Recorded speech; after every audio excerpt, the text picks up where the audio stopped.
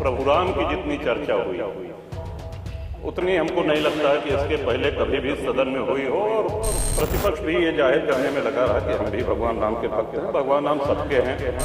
22 तारीख को बहुत कम लोगों को आमंत्रण मिला था, वहां जाने का अवसर मिला। हमारे यहाँ अवध में जब शिशु का जन्म होता है तो उसके कान में राम कहा जाता है, और अंतिम यात्रा के विषय में तो हम सभी को पता है, राम नाम सत्य है कहा जाता है। कई माननीय सदस्यों ने छोटा पशुओं, आवारा पशुओं की चर्चा करी। एक ही सुझाव उसमें हम देना चाहते हैं, ये समस्या कोई नई नहीं है। हम सभी लोग गांव के रहने वाले हैं और बचपन से देखते आ रहे हैं कि खेतों में मचान पे किसान रात भर जानवरों को हकाया करते थे, रात भर आवाज होती थी। झाड़ियों से बेड़ लगा करके किसी तरह अपने खेतों की रक्षा होती थी। उससे भी और पहले चले जाएं तो मुंशी प्रेमचंद की एक कहानी है, पूस की रात, हम सभी लोगों ने पढ़ी होगी। तो उस समय भी, ब्रिटिश काल में भी यह समस्या थी खेतों में आवारा पशुओं के चरने की।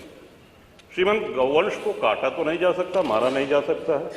हम ही लोग हैं जो अपनी गायों को छोड़ते हैं, जब वो दूध देने लायक नहीं रह जाती हैं, हमारी ही छोड़ी हुई गायें हैं, और उसके लिए हमको स्वयं उनको घर पे रखना पड़ेगा। हाँ, एक सुझाव ये अवश्य है कि अगर हम ब्याज मुक्त ऋण अपने खेतों को बाड़ेबंदी करने के लिए किसानों को दें तो इससे बहुत हद तक समस्या का समाधान हो सकता है। बड़ा सौभाग्य था हमारा श्रीमन, 22 तारीख को बहुत कम लोगों को आमंत्रण मिला था, वहां जाने का अवसर मिला।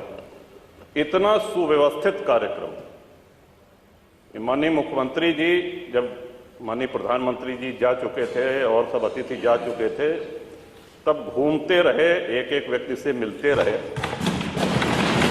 और वो बड़ा भावनाओं का अतिरेक था। भगवान श्री राम के हम सभी लोगों के जीवन में, हमारे यहाँ अवध में जब शिशु का जन्म होता है तो उसके कान में राम कहा जाता है। जब विद्या आरंभ होता है श्रीमन, तो राम लिखा जाता है तख्ती पर, उसका हाथ पकड़ करके, और अंतिम यात्रा के विषय में तो हम सभी को पता है, राम नाम सत्य है कहा जाता है। वो भगवान राम किन परिस्थितियों में तंबू में रहे, निर्वासित रहे, इस बात की प्रसन्नता इतनी गांव-गांव है। कोई ऐसा गांव नहीं होगा जहां भंडारा ना हुआ हो, कोई ऐसा गांव का पुराना मंदिर नहीं होगा जहां रंगाई पुताई न हुई हो, कोई ऐसा गांव, कोई कस्बा नहीं होगा जहां भंडारा न हुआ हो, जहां दिवाली न मनाई गई।